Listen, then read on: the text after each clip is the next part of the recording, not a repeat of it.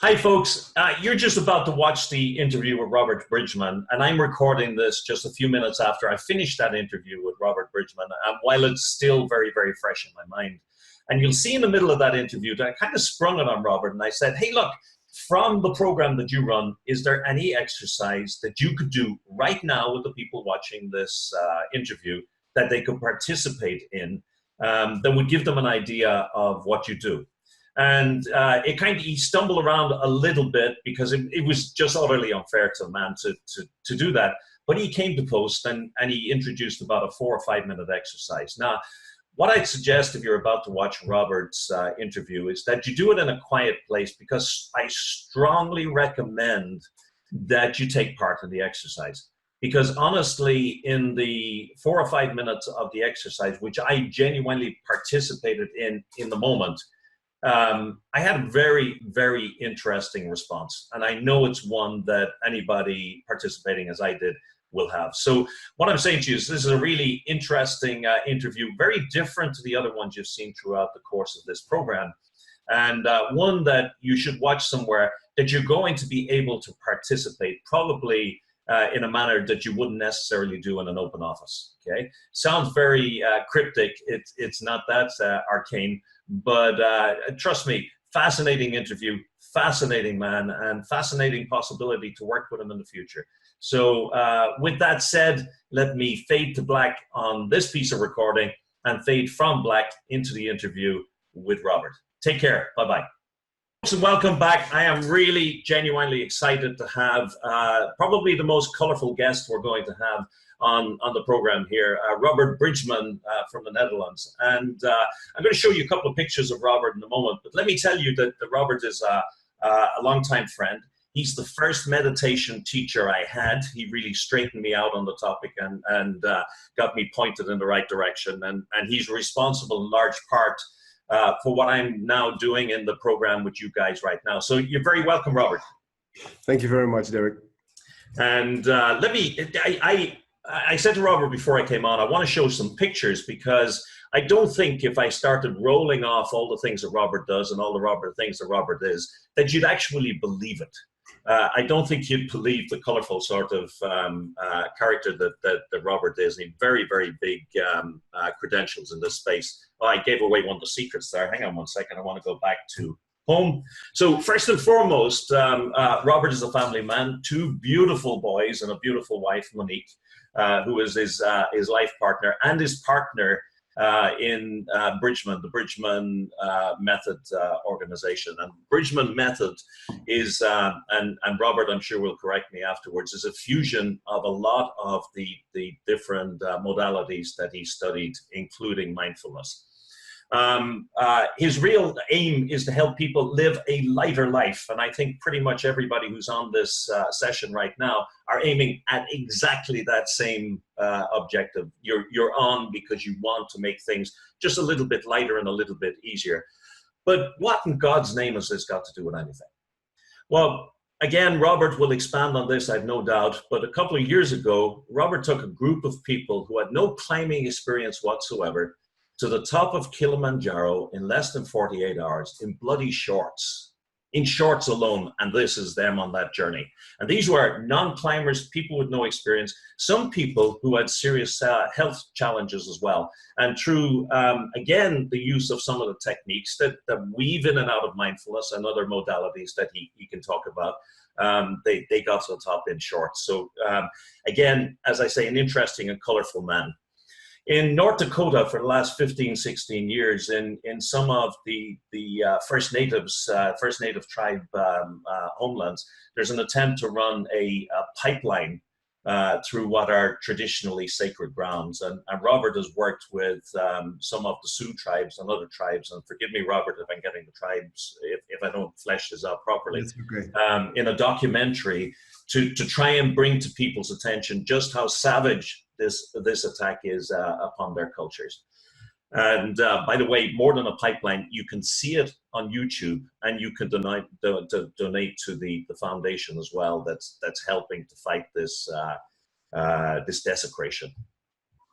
He's also an author. In fact, even as I say this, he's starting to sicken me. I'm starting to think, how do you have friends like this? How do you have somebody who's so accomplished? He has written 6 books, all of them so far, sadly, for us, most of us, in Dutch. Some of them with starting a lighter life and calm and so on and so forth. But he promises me that he's going to be translating those in the short term into English. This is Robert in one of his latest incarnations when he ran events on how to live a more magical life. And so what you're looking at, there are 400 people in a theater in Holland who, as you can see, responded fairly well to material that Robert was introducing on basically living a more magical and colorful life and letting go of some of the crap that we allow to weigh us down. So 2 final things. Robert's just set up in France, deep down in the southeast, right, of France. Southwest, I beg your pardon, southwest of France, a new meditation center. And what you're seeing there is the inside of the meditation room, and you're seeing the outside, the view from the outside of the center. And for those who are interested, we are talking about running a mindful leader retreat there sometime probably in 2019, but possibly in 2018 as well. Finally, and maybe to kick things off, this is Robert at 3 different phases of his life. And the one on the right-hand side is the today. And the one on the left-hand side is very much the before. And that's probably, Robert, a good place to start and tell us what's the story behind these pictures, because it really is the spark that ignited the journey that you're on, right? Yeah, it is, absolutely. And, you know, there's, thank you for that introduction, by the way, Derek. There's only one thing that I have to add. I have 3 boys now. Oh, I'm sorry. Oh, yeah, of course. And Lord, folks, just before we came on, this is me in brain cells. Robert was actually showing me the little baby, and I realized I don't have the picture in there. Mea culpa. No, that's okay. That's okay. His name is Rafa. Let me. Yeah, do, Sharon. Here you go. What a beauty. Oh, boy. So, you know, there's basically 2, you can even call it dimensions you can live in as a human being, 2 ways of living. And one of them is to live as on the effect of everything that's happening, you know, to live in a very guilty manner, in a place of worrying, in a place where you have to manifest yourself, in a place where you have to make money and do important things in order to attain status and wealth, a place where you have a lot of dark sides and hidden secrets, etc., etc. And there's another place, another dimension, you may call it, where you can live, where life is magical, where you don't have to do all that ego stuff, where you go with the flow, and where life just happens and unfolds itself, and where you understand that you are the cause of many things, that you decide on which side you are, that you decide what's going to happen in your life for a big part. And I was on that one side of the medal for quite a long time. And the picture you see over there, I was a director of a construction firm, and I had about 80 people in that firm. And as you can tell, I was a very, very, very, very, very important man. Indeed, you look important. Yes, very important. At least that I thought I was. I was married with my ex-wife back then. I got remarried 2 years ago, and this is about 10 years ago. When the person I was back then, he made such a big mess of everything that he lost his marriage first, and he lost his job. And it was I refer to him as he, because I see him as I don't see him as me. I don't identify with that person anymore. I don't judge him. I don't blame him. I love him, but I don't identify with him. I don't suppress him. I don't neglect him in any way, but it's just not me, not who I am. And Well, there were some big live events that happened, and they simply cracked that old conditioning, that old ego that was around my being back then. And feelings from my childhood came back. Because when I was a young child, I was a very sensitive, very creative, very vulnerable child that was always discovering the world and, very, very eager to learn. And I was the kind of child that you would have never, ever, ever put in a harsh, hard environment such as a construction environment, because it was a kind of child you would put in an artist environment, an artistic environment, or something where he would use his creativity and etc. Yeah. But so when that crack happened, because of all the pressure, and the little boy in me came out, and I decided, it was like I saw a light, the light from my childhood, and I felt that drive again to start discovering the world, and also that drive to, because as a child I was very much engaged with equal rights, with poverty in the world, with people suffering, and that also came back. So that compassion, I was born with a huge sense of compassion. That compassion came back too, and I decided to completely and utterly change my life and find out what I was, where I was, and how the hell, how could I get out of there, and get from that dimension of suffering, of guilt, of ego, into a different dimension from which I knew it existed. And that's when my journey started. So I started meditating. I took the pain of the divorce and the pain of the business conflict, and it grew me, because pain is one of the, well, in Buddhism, pain is one of the gateways to enlightenment. Now, I'm not enlightened. I am awake, not enlightened, but it opened a whole new world for me. Just going through that pain opened a whole new world for me, and I started to travel the world. To find out, and discover and research and explore all these different modalities, these methods that we have that help you to come closer to who you really are, and to release all that stuff that you attain, all that conditioning, all these mental blocks, these emotional blocks, these physical blocks, even the blocks to your spirituality. And I started to study Buddhism in different ways, so Vipassana meditation, Tibetan Buddhism. I lived in Asia for a couple of years, started a small center there together with my current wife, Monique. Lived in Vietnam, studied Zen Buddhism with teachers, and just went around and traveled around, studied with all these masters, did a lot of retreats. Studied with an energy healer in Thailand for 1.5 years to learn the trade of energy healing. I started to work with a shaman. I worked with him I've been a student for about 8 years. An Indian teacher. Well, it's a huge list of them, and so after that whole experience, I decided, my wife and I decided to go back to Holland, to raise our family, to bring our boys into the world. Maybe you can hear them in the background. We just came back from France last night. Making it real, yeah.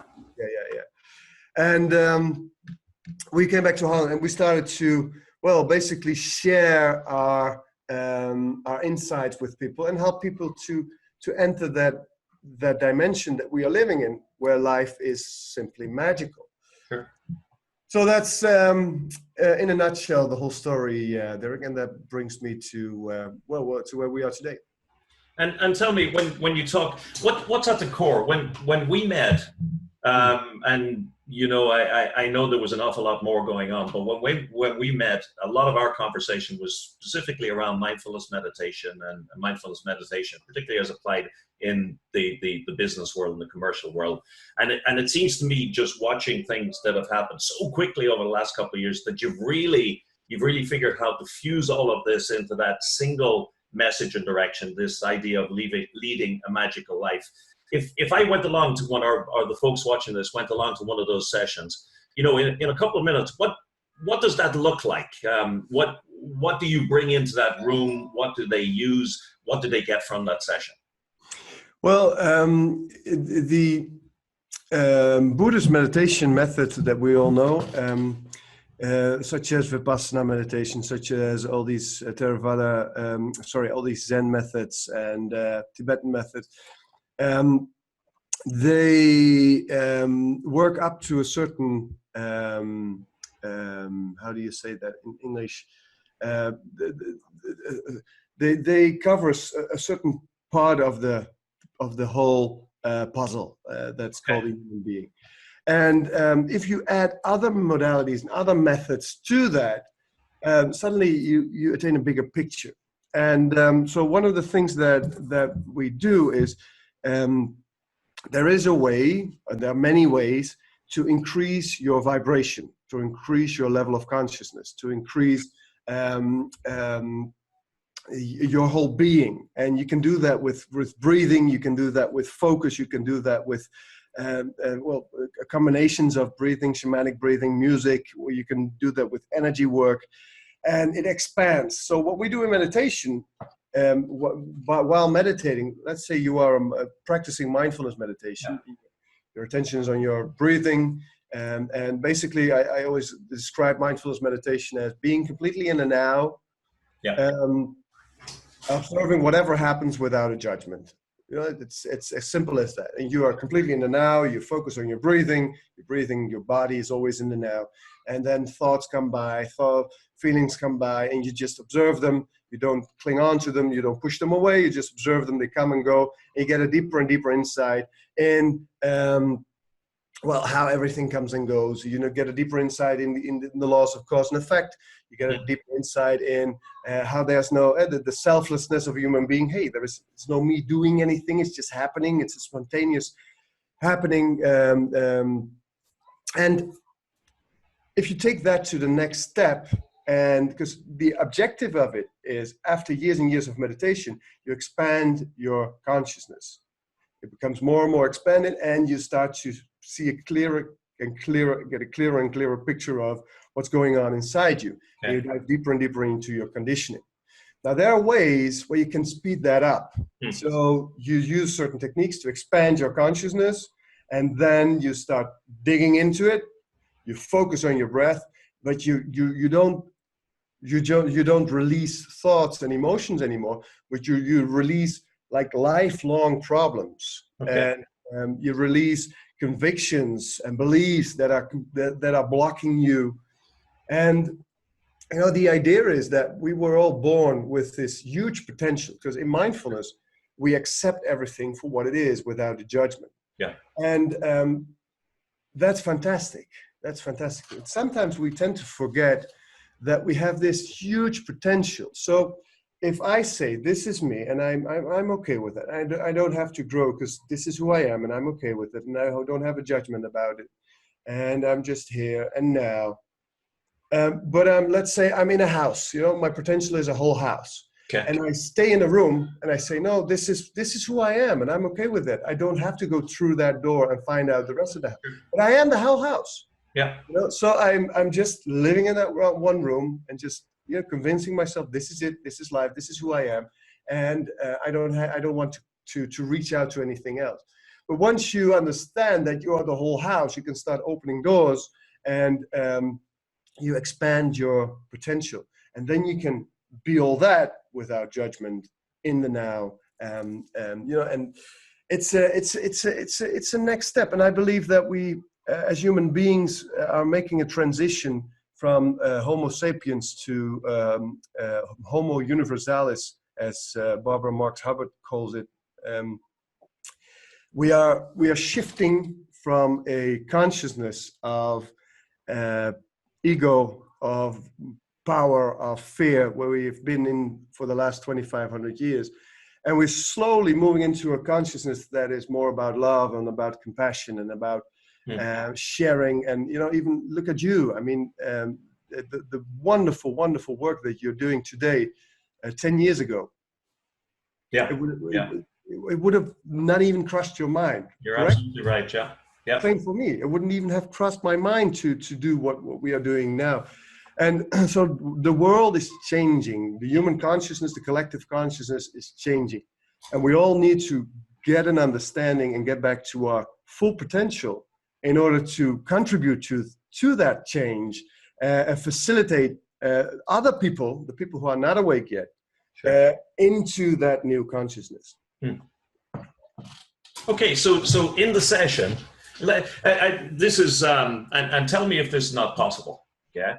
But because I'm springing this on you and it's just come to my mind, is there any exercise, any particular technique that you use in the program that would work in 2 or 3 minutes on this interview? Or is that just a silly question?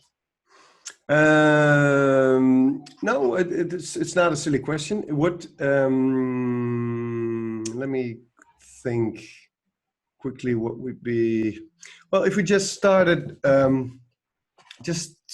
breathing faster, you know, and okay. In through the nose. Wait, let me find a. Which, by the way, while you're finding that is going the opposite to, you know, the sort of conventional that we've been working on in the program. So this is really interesting to have the counterpoint. Good. Yeah, good. Let me see if I can come up with something quickly.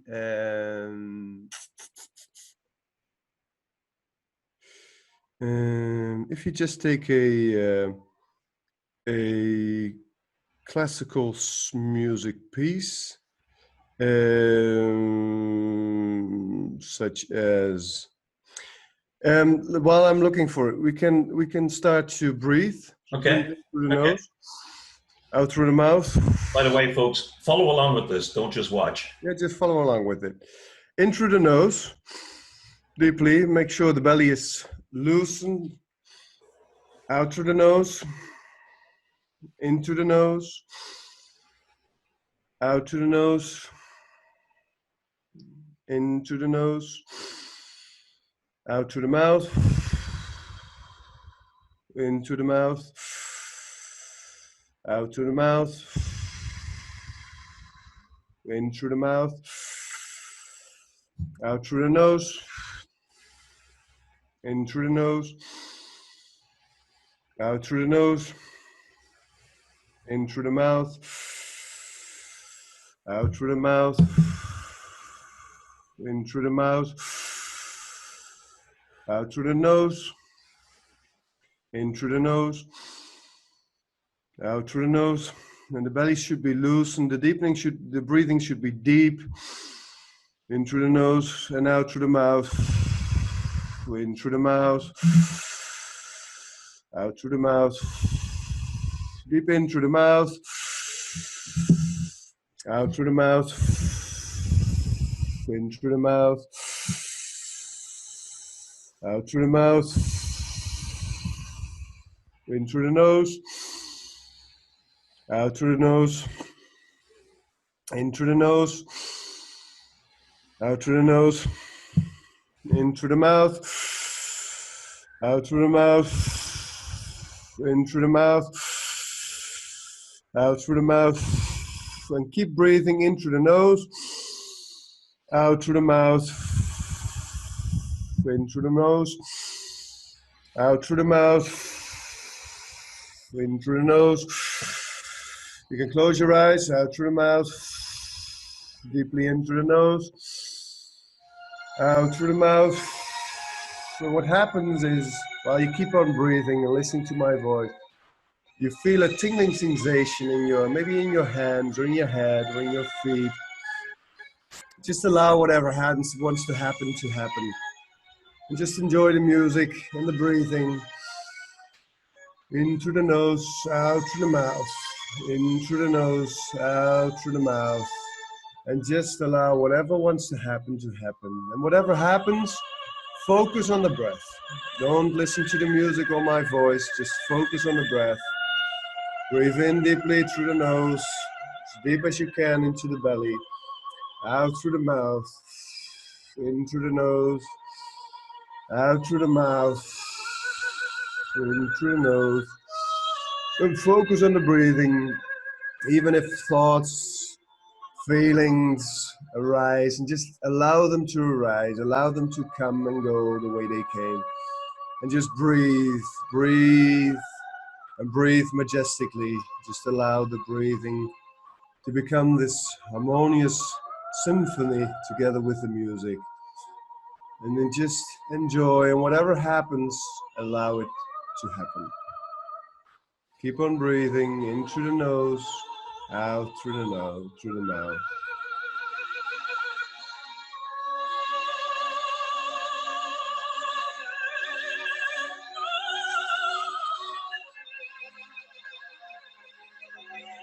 Okay.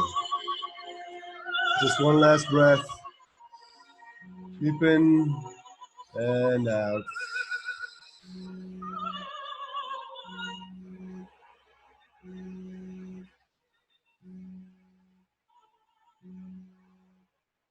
Okay. So for the interview, this is enough, but this is an idea, and you can keep your eyes closed for a moment to, because for some people this will resonate very, very much, and within a few minutes they reach a new state of consciousness, and for other people it takes more time. But what happens here is the breathing is a technique, an Asian technique that stimulates your pineal gland. So it stimulates basically the pineal gland in the middle of your brain, and it releases DMT, dimethyltryptamine. It's a hormone that that is associated to sleep, associated to out of body experiences, associated to LSD and other psychedelic drugs. And the DMT, you don't need anything. You know, people use a lot of ayahuasca, at least in Holland these days. That also releases that DMT, but you don't have to take anything in order to release it. You can stimulate your pineal gland with breathing and music. And what happens is it's the same effect as a long time of meditation. You know, when I'm in a meditation retreat and I meditate for a couple of weeks, 10 hours a day, this is the effect. You know, I start to feel this rapture. I start to experience these higher states of consciousness. I start to experience this bliss and joyfulness. And I start to release old thought forms, old convictions, old memories, old traumas, old stuff. Now, within 1 hour with techniques like these, I can achieve as much as a couple of hours, maybe days of practicing meditation, which doesn't mean you have to stop your daily practice. I mean, I practice Vipassana half an hour every day, every single day. That continues. Which, by the way, folks, for those who are not familiar with the terminology, is the classic mindfulness breathing that we're working on. Thanks, Robert. Yes, Vipassana is basically the mother of mindfulness meditation, and mindfulness came from it. John Kabat-Zinn was the first one to go to India, and in Vipassana retreats he discovered mindfulness. And the Pali word for mindfulness is sati. It's attention. So using methods like this, you can deepen your process in a way that fits us busy city life people. And you know, we not all of us have the time to spend months in retreat centers and you know, make all those, like these hours. People like Macho Ricard, we all know him, the Tibetan monk. He's talking about happiness as a state of mind, and he's talking about happiness as something that is always there in his consciousness, and it's true. But don't forget, the guy meditated for over 40,000 hours. Sure. And we don't have the time to do that. So we need to find ways and methods that we can implement in our busy schedule that speed things up a little bit. You know? And well, that's what we've been doing. Okay, and for those folks who just observed that exercise a few moments ago, which was just piled upon Robert out of the blue, came into my mind, and thanks for responding so well. Yeah. I would encourage you, if you just observed and you didn't actually work with it, to do as I did, wind it back and go back and actually work through the exercise, because I can tell you, you can feel some kind of a shift, and something that in a future conversation with Robert we might explore even more. And in fact, as I said, we're planning to do a joint retreat for people in the new French Center, and we will talk about exploring those sort of techniques as well in the context of being a better leader and being a better person in the world. So please do that, folks. If you didn't do it the first time, it's you'll understand more where Robert is coming from. So Robert, just bringing it back a little bit, because I'm conscious I've burnt up a lot of your time. I know you've had probably more crossroad moments than most people, or that's the way it seems to me. And crossroad moments for me are those points in your life where you come to a place where you have a realization and an experience after which it's never the same again. And I'm just wondering, if you were talking to the people on the program now who are trying to become more mindful leaders, more mindful people, more mindful parents and lovers, what are the 2 or 3 things that you would say to them to bring on board or pay attention to, that you learned, that might save them a little bit of journey time, if that's indeed possible? Well, there is a method that I call the T model, or the transformational model, and it has, the tree, the T, the letter T. Yeah. Letter. First, start by increasing your level of consciousness and of awareness, and of course, mindfulness is a great, fantastic way. All forms of meditation do that. But also use breathing techniques, work out, because the physical body also needs attention. We all like to poison our minds with a lot of television, a lot of reading of magazines, of stuff we don't really need. Become aware of that. So become aware of, as you are taking care of your body and being mindful and conscious of what you're putting in your body, start to become mindful and conscious of what you put in your mind. Okay. And slowly, as you do that, you'll find out that you become more aware in daily life. The practicing, and the reduction of noise. It will clean up your mind. And the next step, when you've created that, is to start working on your old stuff, because we like to say, okay, I'm starting this new path. I'm now going to be a more mindful person, a more mindful leader. You know what I do? I'll just close the door behind me and say, that's the past, and I'll focus on the future. But you need to clean that past. You need to start working with the right methods, the right ways to clean it out, and to work with whatever comes from the past. Because I work with large corporates, and I work with large banks. I work with large energy companies. I work with all over the world. And as you know, we both, Search and Psych yourself, teachers. We fly through to Ho Chi Minh City and to Singapore. I was at PepsiCo the other a couple of weeks ago, teaching in Ho Chi Minh City, and what you see, definitely managers, what they are doing most of their day is projecting their own shit. Please forgive my French, but they're projecting their own shit on their people. Yeah. So when you feel well as a leader, you can do well, you can be positive. And when you don't feel well, when you have a bad day, when somebody does something that touches an old wound in you, and suddenly you become angry or frustrated, etc. That's your past catching up with you. Sure. So you want to clean that past up in order to stop projecting your own stuff on the people you work with and your children, and the people you love. So step number 3 is to start figuring out, okay, what am I here for? What is truly my passion? And if we look at you, you followed your passion. And it was a huge leap of faith at one point, and you have to cross the fear barrier. I have the same thing. And every time you take a big step, you have to go through that whole process again. But you did it. So you just followed your passion, and whenever you're doing it, you think, oh, is this going to work? Is this going to, what are people around me going to think when I start doing this? Is this going to pay? Is this going to pay the bills?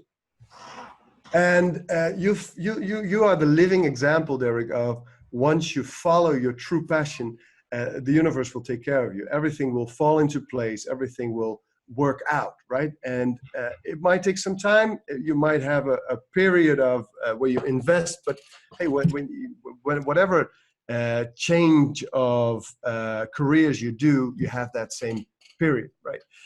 But once you've cleaned yourself, I always say you cannot ever find out what you want to do if you don't know who you are. So you need to clean yourself first. Expand your consciousness. That's the first. Then go in, clean yourself up, and then find out what's my true passion. What am I here for? What is my mission in life? What is it that I really, really want to do? And that's a very, very interesting process. But you find out that as you go, life unfolds itself, and it becomes more and more magical. Robert, thank you. Thank you sincerely for all of the wisdom and for sharing. And this is a session I know that the folks watching this could probably stay on as I could for a long, long time. But I suspect that this is not the first time that we're going to, or last time I should say, that we're going to be talking either on in this interview format, but of course also in Mirepoix down in the southwest of France in the retreat, either later in this year or next year. So once again, Robert, my friend and mentor, thank you so much. Thank you, buddy. Take care. Bye-bye. See you soon. Bye-bye.